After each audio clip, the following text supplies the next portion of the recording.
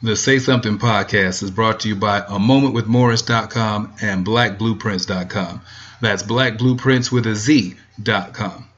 I'm Jermaine Morris here with the one and only Mr. Barry Accius. Yes, sir. We are back with the newest episode of the Say Something podcast. Say something, say something, say something.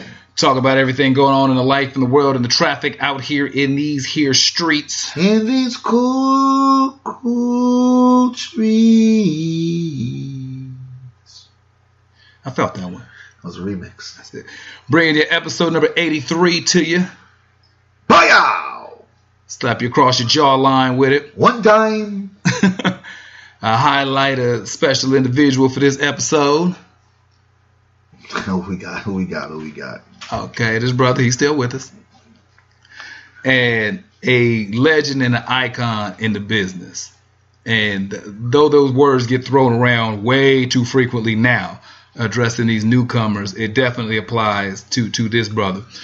Been in the game in the radio for forever. And he did his morning drive over 30 years, Billboard Award for Best Radio Personality as well as Best Program Director of the Year. He's a son of a record shop owner. And at the age of 15, he started to dabble and get into radio. And he did 8 years in Detroit.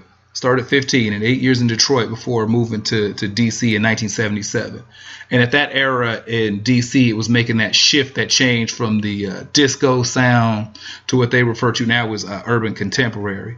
He was there, and in 1981, he got the head nod to go on to do TV, where he was the backup anchor on the George Michael Sports Machine. Nice. If you're a little longer in the tooth, you might remember that one. And from there, he got a good look, where he was drafted, more or less you say, by Bob Johnson to come over to a program that when he was launched in Black Entertainment Television. From 1983 to 1997, he hosted a program where he interviewed everybody from Stevie Wonder, Prince, Elton John, Aretha Franklin, Tupac, Whitney Houston, James Brown, Jay-Z, Smokey Robinson, everybody. Like, that was the perennial show that you went to. That was our American Bandstand. And those Soul Train was where you went to for the dance aspect. When you wanted to get the real information, the sit down interviews, this was the dude and this was the show. The show was Video Soul. The man, a 2004 BET Walk of Fame inductee, a 2015 Rhythm and Blues Music Hall of Fame inductee. Dun, dun, dun. After he left the program on TV, he returned to radio, where he is still killing it in the game today. A true legend, a true icon in the biz. Shout out one time to Mr. Donnie Simpson. Donnie. Boy, I learned some dance moves back then. Oh, Donnie is still the OG for radio. No, for sure. I mean, just had a smooth delivery. Every interview he did, you thought that he went to high school with them. Yeah. Like, it was such a laid back, just a real cool vibe that it was just like everybody who came on the show, even if it was the first time they ever met, it was the first time they was on the couch, whether it be Full Force and Jodeci and New Edition and everybody who was on the couch, you just thought that it was either Donnie was their friend from sophomore year, or he was Uncle Donnie at all the family functions. He just had such a smooth delivery and a great way of making people feel comfortable and at home. And he was our Dick Clark, our Carson Daly, our Ryan Seacrest, our dude where we went to hear, our stories about our people on the network at the time, all day, which was focused, and geared towards us. I don't know what they do on BET now, but when Donnie was there, it was, it was real. It was definitely real. Shouts out to the young man, Donnie, man.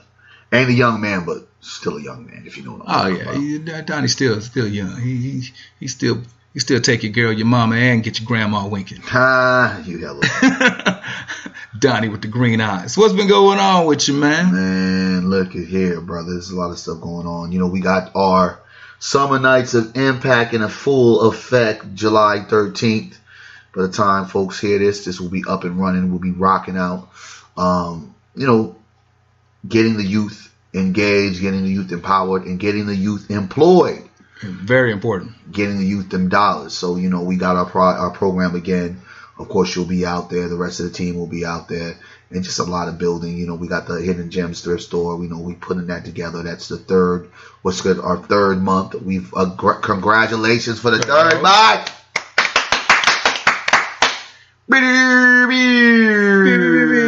See, you gotta okay. Hey, we all right. Really, but you know, I mean, so it's just been a lot of building, man, building. 4th of July weekend came, right? And just before we touch on silly shit silly Negroes do, because there's a lot of silly shit silly Negroes do. Okay. Let's just segue into just the silly Negro shit for a minute, because there's a few different things I want to just piggyback on. And one of the things is I don't really understand the whole 4th of July concept. Okay. I do, but I don't, right? In this age where your history and the truth is but a click away. Yeah. How black people still embrace this so-called independence, right? 1776, if my dates are correct, July 4th, was when America was declared for their independence after fighting the American Revolution, correct? Yeah. All right, so far. The Negroes weren't free during that time, were they? Now about a century later, when they finally got around to addressing us. So now, let me believe in what, and give me, please give me with the right dates. In 1865, right? Yeah. Which was Juneteenth, yes. Right? Where it was official, the Negro was proclaimed to be free. Yeah, where the last state got on board, when the Texas. state of Texas, finally was the last ones like, all right. we good. Yeah, it was right? Like, all right, man. And this is after fighting the Civil War. This is all North and South and all that, right? This wasn't when just Abraham Lincoln proclaimed it, but this is when the last state finally said it was good, And we already know the content of that. Yeah. The after effect, right? Because it wasn't like Negroes was able to go ahead and live their precious lives. Reconstruction, black redlining, all that stuff. Sharecropping. Although, the list goes on. They call it the century of torment that came after. Okay. Yeah. So, I had so many people, mind you, I had to school someone as well, an Asian girl. I was in a Gucci store. And I know Negroes is going to sit there and say, Barry, what was you doing in a Gucci store? Barry was in the Gucci store. T.I.'s boycott is over with. I wasn't going to buy Gucci. I just like sometimes going in and checking out stuff. But I was in a Gucci store. I was checking it out. You know what I mean? Let's just blame it on my daughter's birthday coming up, right? July 9th. And she said, Happy 4th of July. I said, why should I say Happy 4th of July back? I wasn't free. My ancestors wasn't free. Yeah. And then she said something that was, I think, really, really stunning, but not really, to me, out of the ordinary, because her response is exactly the response I believe other folks have. But when I said I don't celebrate it's that, America's Day. Well, it was funny. She said when I schooled her about our ancestors not being free and so on and so forth, she said, well, that's your opinion. I said, that's my opinion. I said, these are facts. Yeah. That's when I really realized that it's not necessarily the fact that Negroes celebrate 4th of July because it's Americans' independence. It's the simple fact that Negroes don't truly know the history. And it's a day off, barbecue, fireworks. It's a barbecue, fireworks, and anything for black people to feel like we're engaged in this patriotic game, as I like to call it, keeps them happy, keeps them firm. And the conformity of our comfortability for us saying Happy Independence Day, for us claiming and bringing out the red, white, and blue colors and just acting as if, we're going to get the Old Navy 4th of July t-shirts and, walking around prideful and looking at the fireworks. Let me know we adopt the ignorance more or less than the truth, because it's better and safer for us to pretend that this holiday is for us instead of us moving and navigating in a way where we can truly be free and celebrating June 19th. And what I looked at it is June 19th truly was, well, of course we still had those issues afterwards, was truly the time when we were allowed to feel free. We rarely celebrate it. We don't talk about it. And what you find out is no one else cares about it. You know what I'm saying? Everybody cares about 4th of July, but nobody cares about June 19th. No, and I remember when the day I came across several Caucasians that day who didn't even know what Juneteenth was, had never heard of it. And they're grown. The youngest of the group was probably mid-20s, and the oldest was probably just under 40. And they had a conversation amongst themselves. And then when they saw me, they were like, you know what Juneteenth is? And I was like, yeah. And as I started to explain it, it was like, oh, okay, well, I figured you'd know. And I was like, what, you didn't? And they all had blank stares. Yeah. And so they were like, they felt somewhat awkward, out of place, because I was the only black person in this little moment. And I was like, well, you care about what you care about. Mm-hmm. So Juneteenth has no real relevance to you, probably any more than Mexican Independence Day does. Yeah. So I know Latinos who celebrate the 4th of July. They cook up the carne asada, they do fireworks and all that. But when September rolls around, they recognize their Mexican Independence Day. Mm-hmm. Every group's got their thing. Yes. We're just the ones that don't recognize ours like we should. Not saying that nobody does, but we don't do it like we should. We don't, brother. Let me tell you something. Pride Day, Pride Month. Deep. Heavy. And I'm not mad at it. Yeah. I'm more mad that we can't get on that same page or that same level. What they've done in 20 years is astounding. And I mean, speaking on that 20 years, right? They have forced us to identify with it in our own community here in Sacramento. For those who don't know, if they're listening other places in the East Coast, and let us know if this is happening in your city. You have downtown and our midtown with the rainbows. That's at Midtown Pride. Lavender Heights. Yeah. Right? So you got that, as well as what they've done now. Not only are they commercializing this month, this day, right? They are creating a brand where now, before you could be like, all right, whatever, I'm not going to go to the Pride parade day, whatever. But now you're going to go into your Macy's and you're going to see Pride. You're going to see his shirts. You're going to see them right full in front of you in every area, where now it's not just the gay district, it's actually the whole city or county that's embracing it and adopting the rainbow for that day, for that rainbow month. Straight from Lucky Charms. They didn't it doesn't even belong to Lucky Charms no more. It doesn't. You associate this is like I'm saying, and I don't knock the hustle, because in 25 years they have taken something that was the symbol of the Irish, something that was the symbol of, leprechauns and good luck. It was, when you saw a rainbow, it was the pot of gold. They took something that had centuries worth of branding. The leprechaun with the pot of gold at the end of the rainbow, that's been the go-to for forever. In 25 years, they didn't just snatch that. They didn't just say, no, the rainbow's ours. Like, if you see the rainbow somewhere, no one's thinking luck of the Irish. Not at all. When you see the rainbow, they're like, oh, okay, I know exactly what that is. No. And I mean, like I said, I don't knock the hustle, because they were precise. They were organized. They knew what they wanted, had a strong agenda. Everybody, kept formation. And stuck to the mother effing plan. That's it. Nobody broke team. Nobody went out for self. When one person got hit, they rallied around and circled the wagons and made sure that they got them, on the bounce back. So I mean, that type of organization, you gonna prosper. And you have Pride being associated with the gay agenda. Yeah. And when I say that, meaning we can say African Pride, and that don't have no validity compared to Pride. Like, they've literally taken a word, they've taken this idea, this rainbow, like we said, Lucky Charms. That's what I remember. They've done the rainbow. Okay, so how many? What year was the RBG?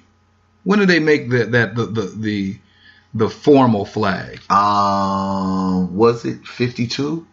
So Let's even be generous and call it 60, just for the sake of discussion. Because it's Marcus Garvey who introduced it. Yeah. And so I believe it was in 1950s. I believe so. Well, I'm just trying to even be generous. Like I said, we'll call it 55. Okay. So from 1955 to 2019, if you showed the red, the black, the green, the RBG flag, most Americans wouldn't know what it was. Is that Jamaica? Is that Uganda? Is that, I don't know, Paraguay? I don't know. Is that some flag? It's not. It hasn't been branded, and we're starting at 1955. They didn't got this rainbow going strong since about 88. Yeah. Like, I mean, they didn't. And I don't even remember in the 80s there being one. But I'm just being, let's just say, conservative 90. They have been really moving with purpose. And just to keep in content, the RBG flag, the Black Power flag, as a lot of folks like to call it, is a Pan-African Pan-African flag. Yeah. And that Pan-African alliance was blacks. Yeah. From Jamaica to Haiti to America. Yeah. All under one significant flag, one ideology. Yeah. Because if we know our history and understand the contents that we're going to stick to, the continents in Africa, these are countries, right? And as we have different states here in this country, California has its own flag. New York has every nation. That's part of every nation and has a flag. And so our thing was what the RBG called the Black Power flag, the Pan-African flag, which it originated from, was the red, black, and green flag. And that, my friend, gives you more stares, more distaste, and a symbol, really, of racial interruption. When I say racial interruption, follow me for a second. It interrupts that calm, rationale black person and that engaging white separatist that says, oh my freaking God, these Negroes is trying to have a revolution, right? Yeah. So it makes black folks uncomfortable that just really don't want to be associated with something that's black power based. Don't go around with all that black shit. Exactly. And then it makes the white folks uncomfortable saying, well, shoot, you guys are being racist. That Negro's aggressive. More offsetting than the Confederate flag, where you'll find a lot of the American citizens who sit and say, oh no, that the flag is a representation of Southern pride, that it is a representation of the Southern states and culture. If you go for what it really means is that the rebel flag, everybody know Dukes of Hazzard on top of the car, when you see it, is that is the flag of the losers. The dissenters who went against the United States government. Treason is what they call it. It's like they tried to overthrow the existing government and put together a faction to align with each other to try to overthrow the government and to be their own entity. Treason. And that is the flag of losers. Yes. And so to sit there and say that I'm going to rep this flag because it represents my heritage, my culture, it represents my ideals and my beliefs, that should be very telling of who you're talking to. And you're saying that, it had nothing to do with slavery. That's a part of the culture. Yeah. It had nothing to do with oppression. That was strong in the culture at the time.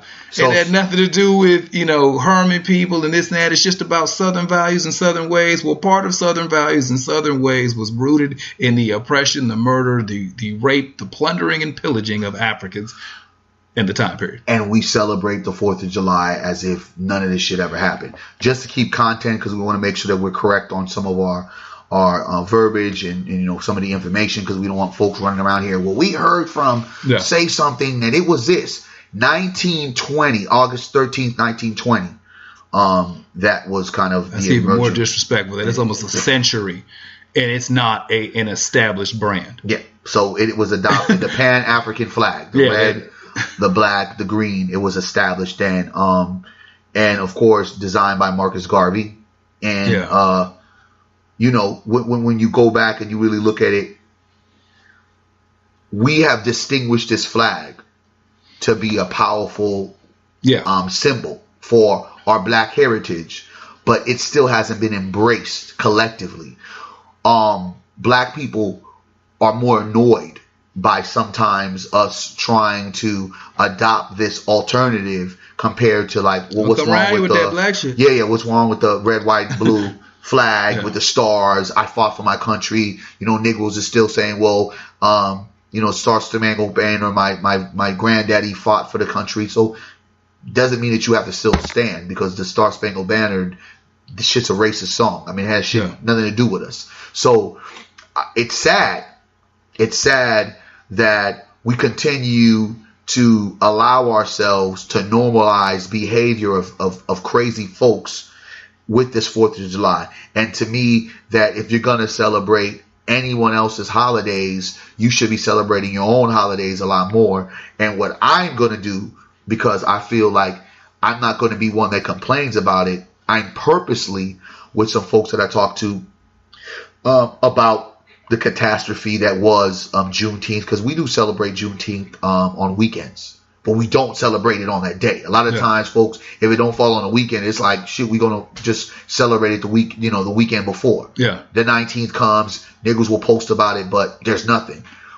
We're going to organize to make sure that there is a celebration. Yeah, nobody's taking off work for Juneteenth.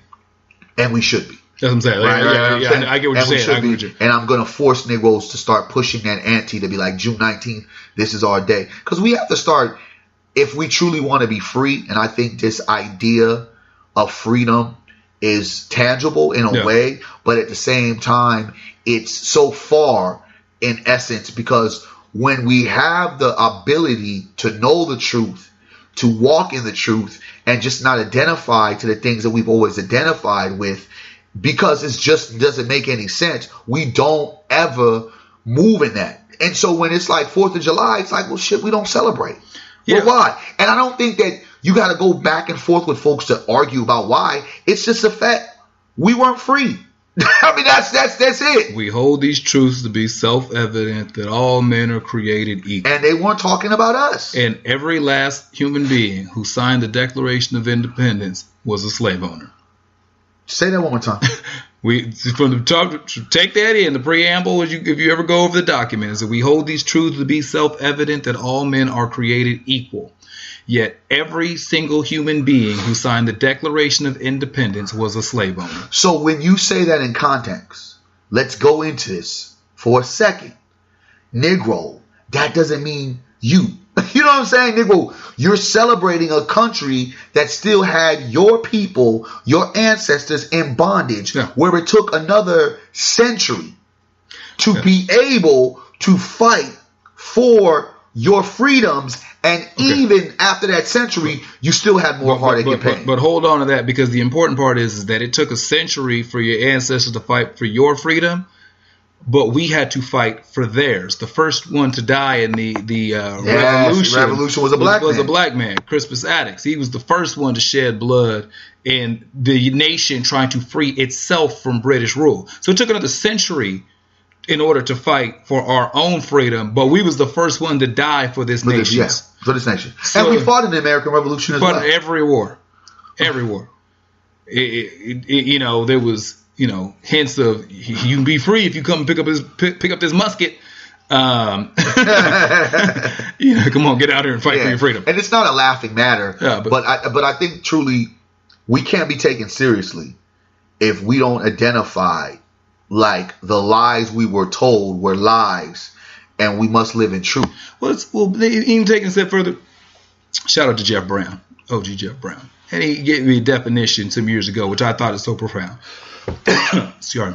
Said that the definition of a sucker is an individual who has more love and respect for an individual or an entity than that individual or entity does for itself. So when you find somebody who's like, I'm going to love and respect and appreciate you more than you love, respect, and appreciate yourself, that's a sucker. Black people want the United States of America to be a sucker. Wow. I want you to respect, to appreciate, and love me more than I love, appreciate, and respect myself. Yeah. I want you to recognize my holidays, though I don't.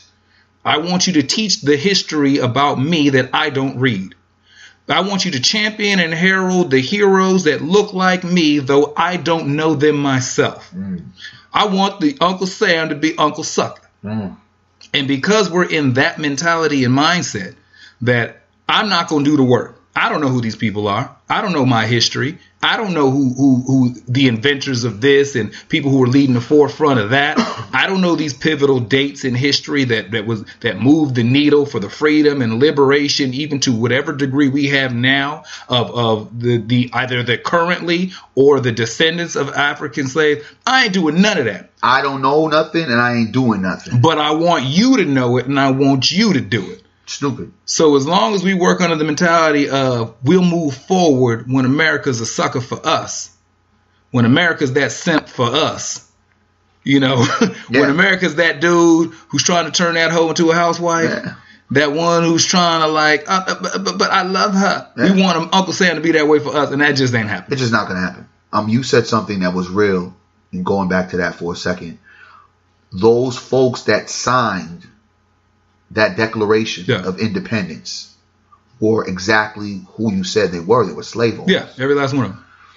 So we're celebrating slave owners' proclamation to being free in America. And not identifying that we weren't free is a callous to the fight for reparations. When we talk about the new fight of now a lot more brothers and sisters standing and saying, well, run the numbers. You know what I'm saying? Let's see what that look like. Give me some ballpark. We need to see what's popping. We need a little bit of the mule and the acres. And when we continue to exist in it and not resist in it, right? Yeah. It's almost like, well, y'all niggas is just going ahead talking about what we owe you, but most of y'all niggas was running around here with American flag t-shirts. Yeah. That don't even sound like an argument that you can have with me, because you're participating in everything that's American. You want me to be a sucker. You want me to care more about your history, more about your people's pain, than you do, and more about settling up than you do. Hell no. Like, and that becomes the biggest tote and fight that we have, and it's between ourselves. Yeah. Right? And that's just one of the silly Negro things that I've seen, silly Negro shit. And on one other one, just stretching from that, because we can go all night about the whole 4th of July thing. Yeah. Was something I see. Folks send me shit all the time, right? And shout out to everybody that sends me videos. Sometimes I watch them. Sometimes I just don't even want to deal with it because there's so many things that people send me. Yeah. I got sent this video. I don't know if you've seen it, but it was happening. I want to believe it happened in the Disneyland in Anaheim, right? OG Act a Fool with the family at Toontown. I don't know if it was. I believe it was family members. Yeah, that's what I'm saying. Yeah, I think they were all together. Members, it was all peoples. I don't know if they were related, but it was random. So I believe they're all family members, but we for sure know they all knew each other. Yeah. An incident that's now going viral, and this is silly Negro shit, like number one on the borderline of number ones in a long time that I've just seen. It was the man getting spit at by the woman, punching a woman, another man coming to save her, and then the guy turns around, punches another woman who I guess was the whatever boyfriend or whatever. I don't know. She went down too. Grandma was on the little rascal, and she got it. Yeah, she fell down and was laid out. Women were getting hit by Negroes. Yeah, babies were crying, and it was a plumb scene of just ignorance, stupidity. No police around, of course. Slowest response time, which for Disneyland is crazy. Wild. Because sidebar to that is, I know some folks who've worked out of there, and there was an issue where a dude was having a heart attack. And because they were so fearful of what that image of somebody having a heart attack would look like to kids, they came through like Men in Black. They came through, they sent a couple of Disney characters to distract the kids while the medical team came, snatched up homie, got him in a propped up position where he looked okay, while they ran interference with another group, got dude out there to medical attention, and so the kids weren't the wiser. Like, they move quick when they want to. When they want to, and what this video has done is move quick on the internet. Yeah. And it's just basically showed another scene of ignorant, silly Negro shit. And again, I will say that I denounce the behavior of any man touching any woman for any circumstances. And I also will denounce the behavior of ignorance that does not put the black eye to our people, because everyone unfortunately has ignorant moments. Yeah. All cultures. Yeah. It's unfortunate that it seems like a lot more Negro shit gets thrown viral and thrown out there. But this, I guess in particular, this video really made me want to just throw up, because why, with all that we face, do we continue to align ourselves with this kind of ignorance behavior? And a simple fact, to me, why, if you know people like this, family member or not, brings you to this place where you have to show this ignorant side of you, why are you even around me?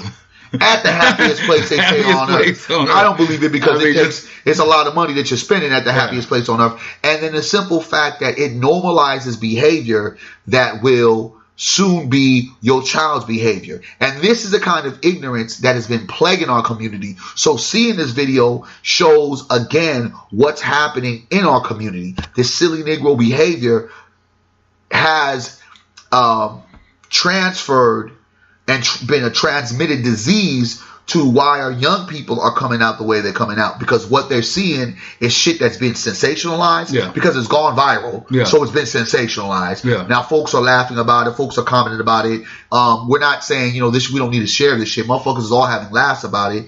And it's also created another bad image for black people, because in this day and age, it don't matter what we do, right? To keep us on a higher level, we're always going to look and be seen as more ignorant as everybody else with videos like this. Yeah, because if you're black, you're the representative for the people. And if you excel at being black, you're an anomaly.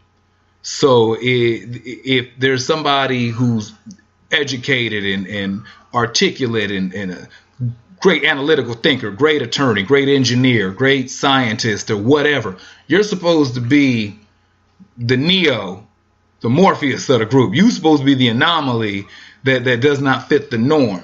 So, instead of it being the other way, with this fool over here acting a fool at Disneyland, if that was the norm, there'd be videos like this every week. It's not the norm. He's the anomaly. That family's the anomaly. But for a lot of people, the ignorant behavior is become the norm. Well, what it is that you kind of, you hedge your bets and you pick your spots. And so if we killed this dumb stuff with this World Star era, where we decided that we wanted to become celebrities by taking on a major platform doing this dumb stuff. That's what it is. So then we champion, herald, and showcase the ignorant stuff within the community. Because every day there's some kid who's cracking right now there's somebody working on coding. Right now somebody's trying to be an engineer. Right now somebody's studying for medical school. Right now somebody's studying for the bar. Right now, you know what I'm saying? Like there's the black people trying to be chief surgeon. Trying all this all the time. We don't hold them up. We don't elevate. And make those people the household name, and make those people give them the weight in the. It's not entertaining, dog. Yeah, but I'm saying nothing's entertaining about coding. So those other people who are doing the ignorant stuff, it's entertaining. They may not. They don't represent the majority. They just represent the majority highlighted. You know what I'm saying? So if you sit there and say, okay, well, in this room we've got 10 people, and 10 people just act a freaking fool. The squeaky wheel gets the grease. So we're going to keep the cameras on these 10 people acting a fool all day. If you watch the 30-minute program of 10 fools acting a fool highlights, you think that's all that happened in the room. Because the 90 people sitting there reading books, reading magazines, and sitting off by themselves, you don't even see them. We highlight, and we have to remember, there are people who can't wait to get this stuff to put it out there. Like, they bury their stories. Asians act a fool. Asians don't post Asians acting a fool. It's not as entertaining as black people acting a fool. We do everything extra. I mean, we do. We're more entertaining, and I hope that the proper lesson is being served, and the proper lesson is, stay away from negative energy. There's no reason for you in any particular way to spit on a person or to hit a person that doesn't deserve to be hit. And with men, it's we walk on a tightrope when it comes to domestic violence. I speak very real about that, because it's affected my family, and you can't do it. You can't put your hands on women, and you'll have to walk away. You got to go ahead. And don't be spitting on people either. But no, that's what I mean. Yeah. You can't spit, but at the same time, you got to be able to walk away. I just have to say that, to your point about what we highlight, it's sad that there's so much good that is going on. Yeah. That is not getting highlighted, and we go crazy, and we kind of ignite the fire when we see ignorant behavior like that. We're again normalizing it, we're sensationalizing it, and we're bringing it to the forefront. Because I never shared the video. Like I said, I got it sent to me. Someone, I looked at it. I said, "This is crazy." Yeah, I just watch them. I don't share them. If I watch them, I just leave it at that. Even and then I just spoke upon it real quick just to kind of identify it. As I said, it's silly ass Negro shit, and this is what motherfuckers do. And we cannot sit there and sit by our TVs, our computers, our cell phones, and watch it and share it and salute it, because that's what we're doing. Yeah. Likes over everything. And going with that, like how we highlighted at the beginning of the podcast, somebody, like I picked the month of July. I can highlight through social media different people who I've met personally who had a positive impact on my life. I've seen that. And just for the sole reason of some of them may or may not know. Yeah. And for some of them, it was like, oh man, you're always looking out, whatever. For some of them, it was completely left field. Yeah. They're like, I didn't even know that you was even rocking with me like that. Mm-hmm. And about stressing about giving folks their flowers while they being here, and making gratitude popular, and making being gracious and showing appreciation. It's okay. Like it's just this was a hashtag. It's okay to appreciate. Like if you can highlight a woman, it doesn't mean you're trying to sleep with her. You can highlight a dude, don't mean you dick riding. You can sit there and say that because that's what we do. Oh, you caping for her. You trying to get some. Yeah. Or if it's a dude, oh, you over here dick riding. No, it's perfectly all right to hold up each other and to support what we do, and to show that that we appreciate the value that people bring. And we have too much of the people acting a fool out here in the world to not see the need to highlight the people who are doing well. One gentleman in particular who should be getting his legacy is starting to be cemented now. He's starting to get more credit for this. Back in the day, you had guys like Dr. J, mm-hmm. and guys who made the game exciting, Oscar Robertson. Mm-hmm. You got guys like Magic Johnson. That Magic Larry Bird battle is what just made the NBA national. Man, saved the NBA. Yeah, it made it just national news, national coverage. The flashy black dude originally from Detroit but representing LA, with the fur coats and the sunglasses against the farm boy, white boy with none of the flash, who's supposed to be, Americana from yeah. From Indiana, and the all black Lakers, the all white Celtics that made the NBA national in the 80s. Then you had Michael Jordan, who came around and made the game global. Yes. Where he took the game and put it on levels and platforms that no one had ever thought the game of basketball would be. From selling hot dogs and soda to underwear to shoes to cereal and to everything else, everybody wanted to be like Mike. Yes, sir.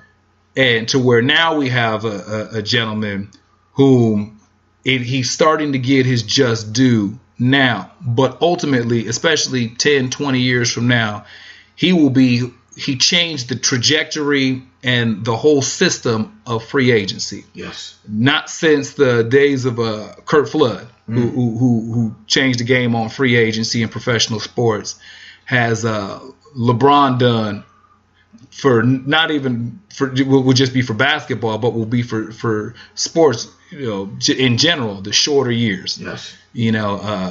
Player mobility. Player mobility, when he did it, the decision was frowned upon and looked at all crazy and booed and whatnot. Now is not only become a staple for guys betting on themselves. It's become the black blueprint. But and even a step further, it has completely shifted the trajectory and power and influence to the players. And that was the biggest argument, that you had a league that was so predominantly black, but none of the ownership at top was, with the exception of Michael Jordan as a majority owner. That was it. You know, you had guys who have pieces of teams, 5% here, 10% here, but, they're more than just shareholders.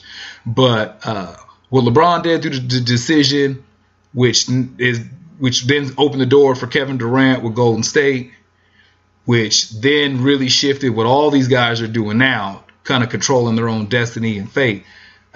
That's the type of activity and type of control you want to have over your own life.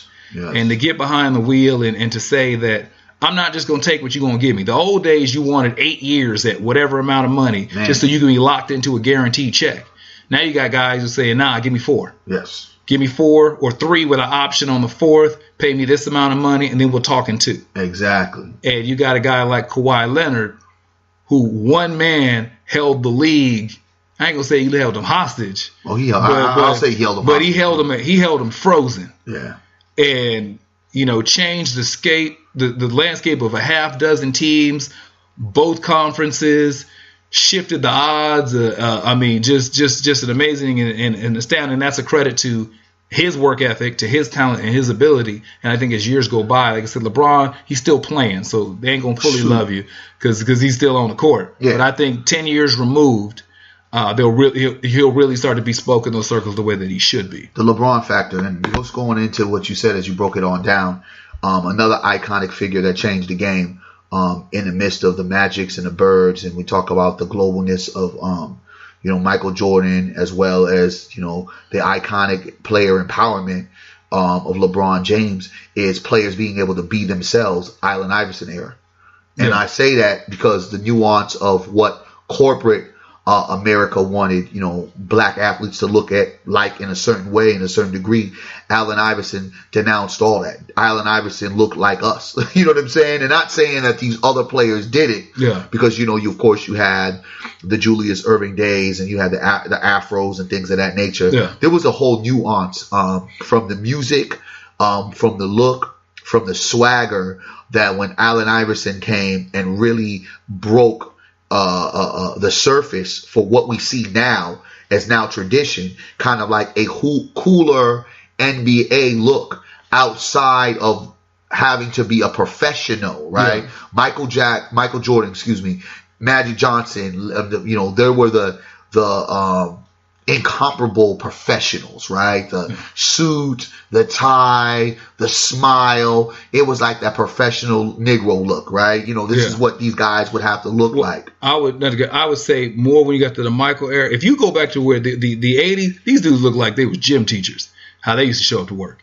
Right. Because the uniform wasn't an issue until it was an issue. Well, some of these brothers really were gym teachers because that's what I'm saying. Yeah. Some of these the NBA money wasn't the way it was. Yeah, Michael was a global brand, and Michael J. I would give you credit that Allen Iverson brought hip hop to the NBA in its essence.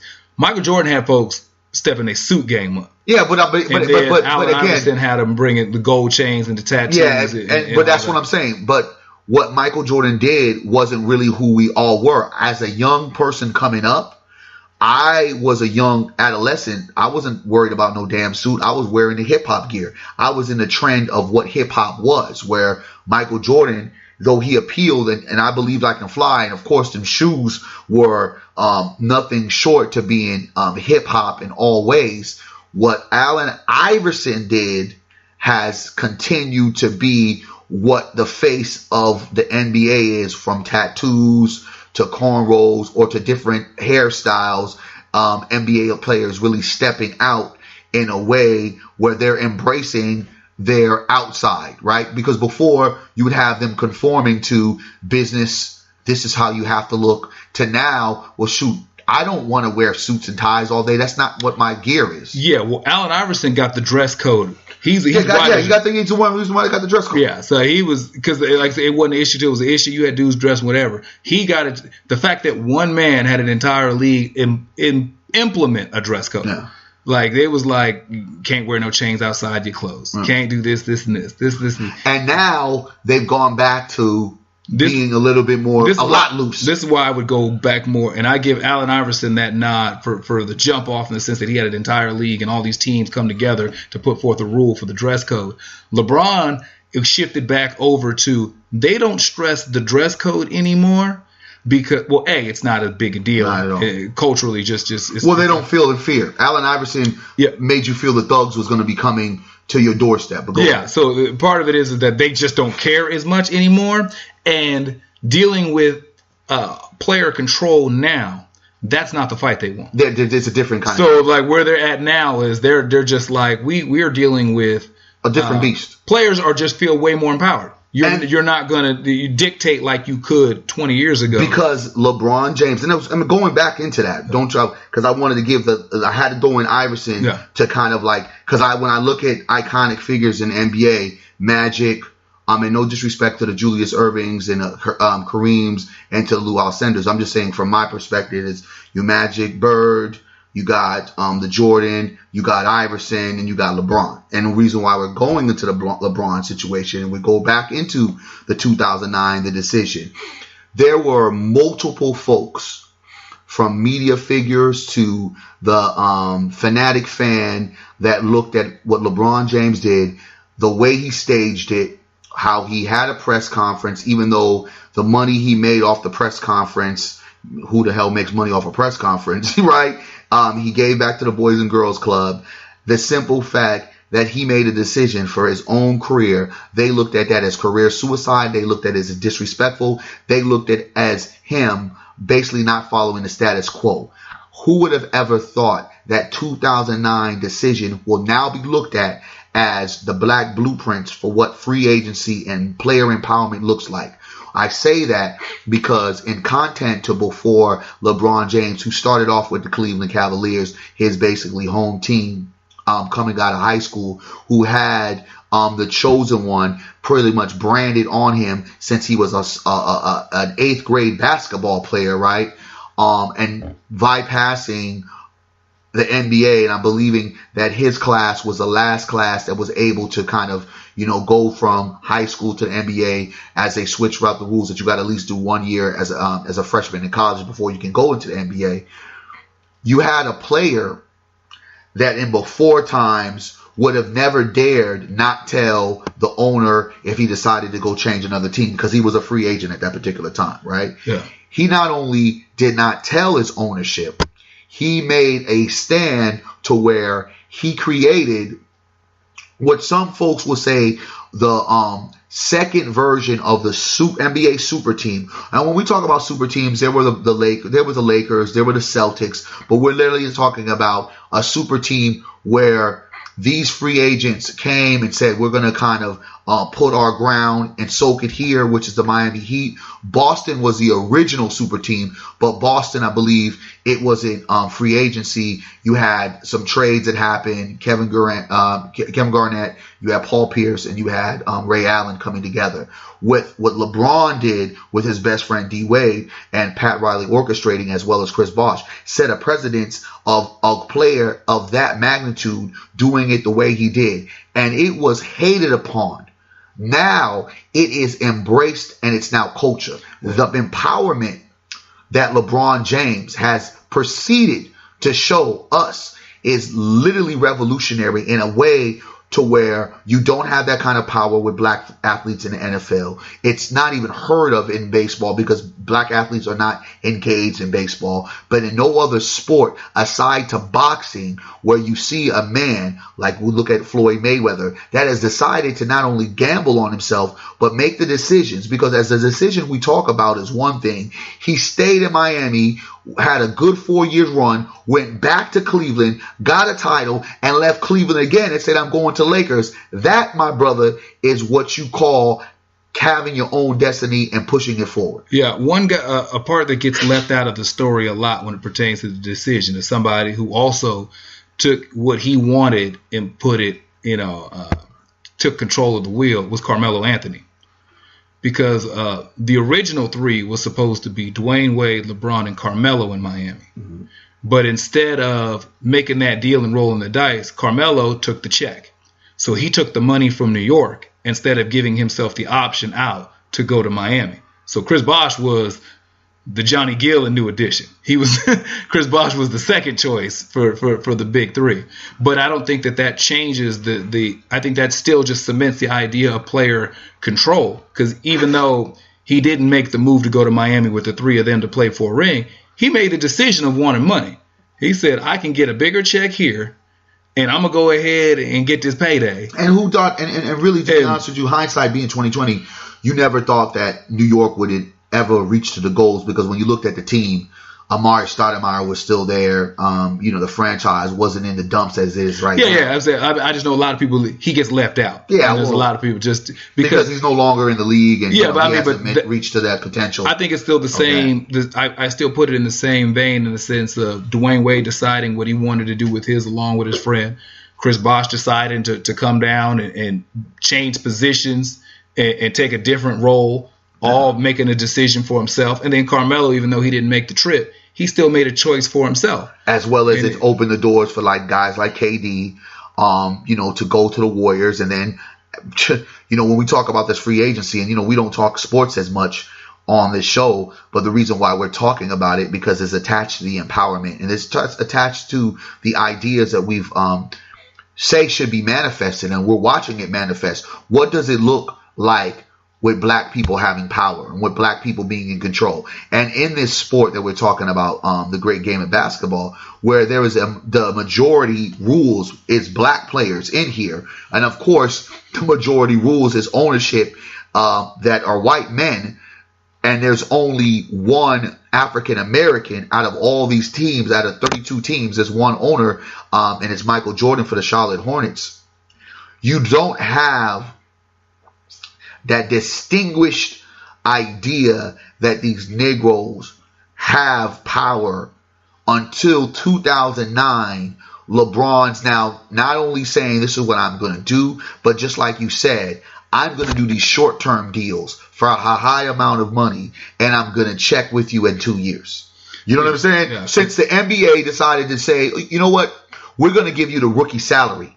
We'll check with you in 3 years, because what was happening is there were rookies signing these deals off of potential. So a rookie could sign a 6-year, 7, 8-year deal, and they either be a bust, or, the rookie would say, damn, I should have signed a little bit more. But for whatever reason, teams had to eat that. If they had to eat and that. And more bust than bust. Than it was when it was LeBron's, right? Well, now, you said it before, like, these guys are not doing these 10-year deals without these clauses, right? They're doing these 3-year, 2-year deals with clauses like, well, I don't want to go get traded. Where you look at the Kawhi Leonard situation, a guy that just won MVP, a guy that was the biggest free agent aside to Kevin Durant, because Durant got injured, so Kawhi falls into the free agent, like LeBron was last year, where you had him wait, and in the behind the scenes, where everyone was saying he's going to either go to his team that he won with the Raptors, or he's going to hook up with LeBron and Anthony Davis, the Lakers, he ends up having a power move, not only going to the Clippers, but also making Paul George force the Oklahoma Thunder to trade him to LA, a place he could have signed for in free agent. And we're not talking about the LA Lakers, we're talking about the LA Clippers. That, my friend, shows me the power of the athletes when they utilize their power. For too long, black athletes have been the doormat. And when we talk about the doormat, they have been used, they've been misplaced. And when I talk about the loyalty that you have to have for yourself, not the game, we look at Isaiah Thomas, the point guard that formerly played for the Sacramento Kings, that on the tip of his epic MVP season, that he didn't get MVP, but averaged almost 30 points with the Boston Celtics, that had a shoulder injury, right? And decided to play and got more injured and could have signed a max contract afterwards to get traded. He's in the land of the abyss.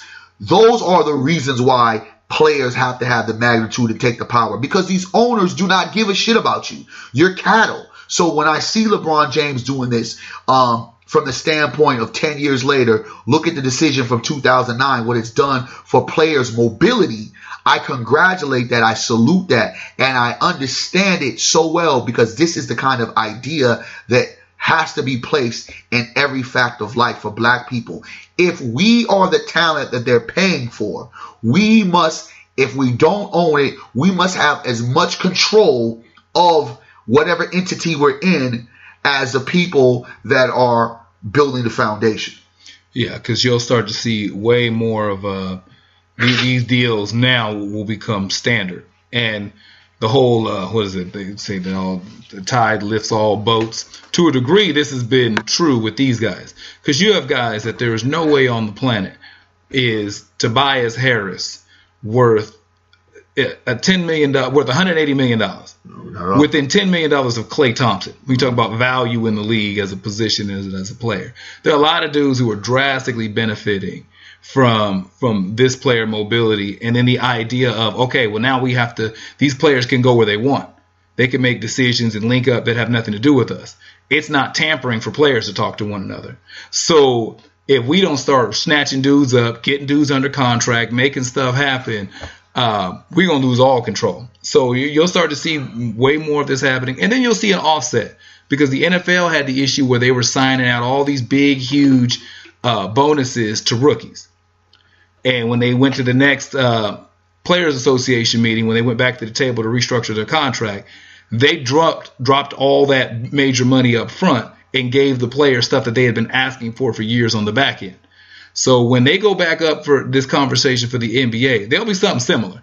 There's no way that they're just going to sit back and just let these reins run wild. So it'd be interesting to see what the players, how many of them still band together, because there's, they've been having grievances and stuff that they wanted for years. I'd be interested to see how many of them fold and give up potential control in order to, if they don't all stay united. Well, I think that one thing also we have to connect is how LeBron James within this league has been making these chess moves. So when Kawhi decided he didn't want to come to be a Laker, I'm sure LeBron wasn't upset. He laughed at it, because LeBron's like, yo, I gave this dude the black blueprints and he just utilized it to its fullest degree. Not only did he wait us out, but he didn't allow us to get better in the forefront because we were waiting on him. We could have got more for our buck, right? But what I feel is so profound is how he's able to go to each organization. And the reason why he left Miami was because he wasn't able to get the power that he has assumed in Cleveland, and now that he's adjusted to in LA. And I say that because what LeBron's done is he's created this super agency, Clutch Sports, right? Where LeBron isn't allegedly, owner in it, but those guys that he came up with are the ones that own Clutch Sports. Yeah. So you already know that it's already in check how Anthony Davis was a Clutch Sports client. Yeah. And now Anthony Davis is on the Lakers. So that by itself, to me, is like so ingenious, because what they're doing is they're running the same game on these owners. Like, they figured out, and what has been the Achilles heel for the Negro, and when we're talking about the 4th of July, these motherfuckers don't love us, right? They don't love us. I know that I am a talent. I know that I am a breadwinner. And understanding that, I'm going to utilize that, and I'm going to make it work for me and my people. First of all, I'm going to get all my boys in. Second of all, I'm going to show other players that come behind me that we can be empowered. And I'm going to do things a little bit different. I'm not going to be the most liked. And folks might not even get it. But when it's all said and done, they'll understand it. And that's what I love, because who would have ever been able to see some of the maneuvers that not only LeBron has done as being more than an athlete, being a global icon for not only the sport, but outside of the sports, in a way Michael Jordan was, but in a different tone, where Michael Jordan was about Jordan. And of course, he branded Team Jordan, but LeBron James has been more about empowerment. And not only what I'm going to do is speak upon social issues, because I have that platform, but I'm going to show you guys how we maneuver and how we're up on these owners who have a lot of these sports franchises as their 13th, 14th hobby and income. Yeah, they ain't tripping like that. A lot of them not. Billionaires, and they ain't got nothing to do with sports. Billionaires ain't tripping off billions, right? Not one bit. So, I think that we can sit there and highlight guys like LeBron, and hopefully that like I said, what I would love to see is that this is just simply the launching pad where they use the more income and the player mobility to where you start to see more black owners, and you start to see a shift at the top that way. That it's not just players moving, but you start seeing some of these old heads getting moved out, and you start seeing the top reflect the court. I think that would be the next phase. Then again, I wouldn't be surprised if they just blow it all up once it gets to 2 point and just tell us to go ahead and start over somewhere else. I think that this move is necessary. When we look at all the overall, as we kind of like break down these ideas of, people that we should be highlighting and things that we normalize in our society, something that's uncommon. Again, someone sacrificing, if we've seen that before, but with the sacrifice, actually seeing the fruits. So with LeBron James' sacrifice, he's actually seeing the fruits, because we would have never been able to deal with the rhetoric and all of the uncontrollable and deniable threats that he got, because he just stood up like a black man in a place where it was uncommon and says, I'm going to take my destiny in my own hand. I don't have loyalty for you. I have loyalty to myself and my family. And I think by doing that, that has opened up a new door. It looked at as a nuance of entrepreneurship, of empowerment that now has been spread within a league. And I'm hoping it spreads in our community. And when we look at the whole balance of what we're talking about in our show and what we're trying to speak to our people, it's time for us to empower ourselves and do for self. If we don't look at this black blueprint as the way of how we should navigate in this cruel world, and it's a society that continuously tells us, hey, guess what? Don't be proud of being African American, but you can be proud to be gay. You can be proud to, pledge allegiance. You can be proud about Independence Day, even though you weren't independent. It speaks volumes to who we need to be and what we're going to do. When those brothers and sisters who have access and have power start taking back power, all it does is it empowers citizens and normal folks like us to take back power as well. So I salute that. Always important hearing these insightful words from you there, sir. Where can people find you online to get more riveting conversation like this? Barry Accius on Facebook, as well as Twitter and IG. And make sure, if you haven't, please, we've been open for 3 months and a few days now. Hidden Gems Thrift Store, 2245 Florin Road, Suite 12. We are open every day except Monday. Check us out. Come get it. You know what we did? We sold a dress that was $144 for only $15. There you go. That's good thrifting. That is. I'm Jermaine Morris on Facebook. Every other social media platform is at J Morris CEO. This has been the Say Something podcast. And until next show, yes, sir. We will holler at you later. Holla.